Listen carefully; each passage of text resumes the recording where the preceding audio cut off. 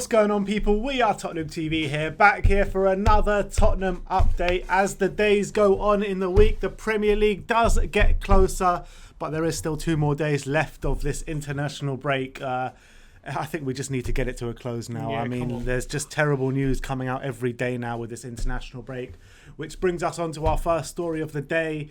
Yesterday, it broke the news that Matt Doherty has been tested positive for the virus. Which means he is out of the Manchester City game and he must isolate for 10 days. That goes for James McLean as well, who's also been tested positive. I mean, we all knew this was going to happen. It's obvious. We kept all saying knew this was going to happen. Why do these stupid international bodies, governing bodies, UEFA, FIFA, keep these things going on? It just makes no sense whatsoever. It's a disgrace. We said it before the international break. We said it before last international break. Exactly. These shouldn't be going ahead. It's obvious this was going to happen. It's obvious when players leave their bubble, their Premier League team, and start mixing and matching with all the other players, and they're going on planes, going to all these other countries and whatever. Obviously, you're more at risk to pick something up or to contract the virus. And so it's proved. 16 players have been reported to have tested positive this week so far because of international break. You know, you have it relatively under control when everyone's in their own bubble in the Premier League and you just travel together. But when you start mixing and matching, it's obviously going to heighten the risk, and that's exactly how it's proved. And it was common sense. And these are meaningless games. These are meaningless games that no one cares about. No one is watching. It's a disgrace that they're being forced to play them, and they're playing extra games as well. No one's taking care of these players. No one's taking care of anything. Everyone's been hung out to dry, and these international bodies have a lot of answering to do, because the way they've dealt with international football during this pandemic has been nothing short of utter disgrace. It's basically being like, you know what, we'll take the money for the advertisement and we'll worry about players' health and safety later. That's basically what they've been saying. They don't care. All they care about is the international football revenues. It's a joke. As you said, 16 players have been tested positive so far, and including those players, Matt Doherty, Mohamed Salah, Mohamed El Neni, just to name a few. I mean, the list is just going to grow and grow as well. Anyone with a bit of logic can see it coming. Anyone. Yeah. They could have seen it coming. They just don't care. They just don't care. You're not going to tell me they're idiots and they don't know this couldn't have happened. Of course they knew this was going to happen. 100%. And, you know, they got a big warning when Ronaldo tested positive last international break and he had to miss 2 weeks. And it was obviously going to happen this one as well. It doesn't matter who it is, but obviously players were going to test positive. And after the day before he tests positive, you know, you got Wales against Ireland, you got Gareth Bale hugging Matt. Everyone saw the pictures of them two hugging and them two chatting after the game and during the game and what have you. I mean, frustrating. I mean, who knows what's going to happen with Gareth Bale and any of the Welsh players. And Son as well, you know, Son, 6 of his teammates tested positive,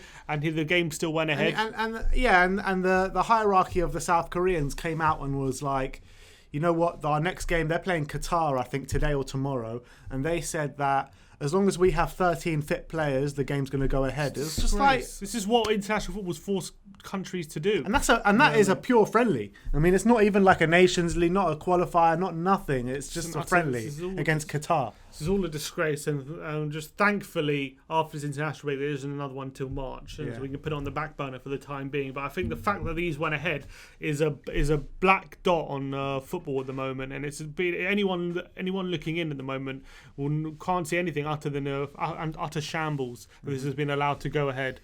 And I can't speak strongly enough against how they've been treating the players and how they've treated this situation, because it's disgraceful.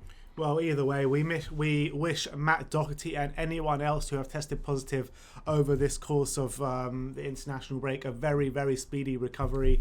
But let's move on, which is actually to do with the Irish squad as well, because of these guys, Matt Doherty, James McLean, and there has been a few others that have come out of the squad. Troy Parrott has been drafted in for the last game. He's been drafted into the senior squad, but I find that a bit weird as well, because Gary Rowett was saying that he's only fit enough to play 45 minutes, and he played those 45 minutes in the last game. So we'll have to see if he does get any minutes, but he has been drafted into the senior squad. So good on you, Troy Parrott. Hopefully he gets some minutes, but as to say, it's good for him, I guess, to be around better, senior players in the Ireland squad. It's a good experience for him. It's just a shame it's come under this disgraceful international break. Yeah, and Jose Mourinho's also had his say. He did a very amusing and serious, all at the same time, Instagram post yesterday of him doing leg presses in the gym, and I'll put it up now, but the caption was, "Amazing week of football, great emotions in the national team matches, superb friendlies and total safety. COVID test results after matches being played, randomers running on the pitch while team sessions are taking place, and much more. After another training session with only 6 players, it is now time to take care of myself." I mean, Jose Mourinho's got the same feeling as us, doesn't he? Taking shots. It's absolutely right. The governing bodies don't know what they have no clue how to handle the situation, or they do have a clue and they just don't care. Yeah. Either way, it's complete disgrace. And Mourinho's completely right. This whole situation is a joke. And what more can we say? Yeah.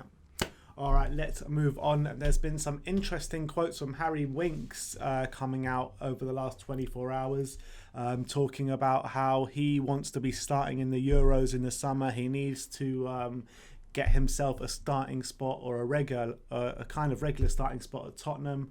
Let me just read you the quotes before we have a little chat about it. And it's definitely, my situation at Tottenham is difficult at the moment. It's important that I keep fighting and working as hard as I can to stay in the squad and to stay in the team. I want to be part of that in the Euros, and I want to be in the starting 11 in the Euros as well. But yes, it's important that back at Tottenham I get the opportunities there and I stay in the team there as well.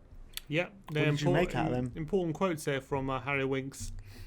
There's been a bit of talk saying that if he's not in the team come January, maybe he'll look for a move or look for something again. I don't blame him, because he does need to be in the team if he's going to be starting, because there's a lot of competition for places in that England team, and Henderson, Declan Rice, they're starting every week. Calvin Phillips as well, starting every week for their clubs. And Harry Winks, as much as quality as I personally think he has, he needs to be playing every week, and he's not doing that at Tottenham, and he doesn't deserve to be doing that at Tottenham at the moment, the way he's playing. So he needs to really start. I think he needs to start answering his words with performances. And I think it's important that he acknowledges that he needs to get in the team and start fighting for his place. And I think there is a place in the team for him, because I think at the moment that place alongside Højbjerg, I think he could take it, but at the moment Sissoko has it, and I think Sissoko has it without even playing particularly well. He has it, which shows where Winks has it at the moment. He does do a very good job for the team, Sissoko, that not many other players can do in our squad. I know, but he's kind of playing a role which isn't indispensable, if you know what I mean. I'm saying not undroppable. That place is up for grabs. Yeah, exactly. He's not playing in a way that makes him undroppable, Sissoko. So I think Winks has got to target that and see an opportunity that he could partner Højbjerg and in the midfield, and he's got to show he's got the quality. But I actually said at the beginning of the season, with Winks, Sissoko, Højbjerg, Lo Celso and Ndombele, there's a lot of centre mids there. I could see potentially one of them leaving if they're not getting game time, but maybe it could be Winks. To be fair, though, I think if Winks was to leave, I would still want to get another one in, a Sabitzer. I mean, if we could replace Winks for Sabitzer, that just adds another dimension into our squad, I believe. Yeah, he'll probably be an upgrade on what Winks is, how Winks is at the moment. I do think Winks does go underrated and underappreciated, in my personal opinion. But I think he needs to do more to command a starting spot in our team.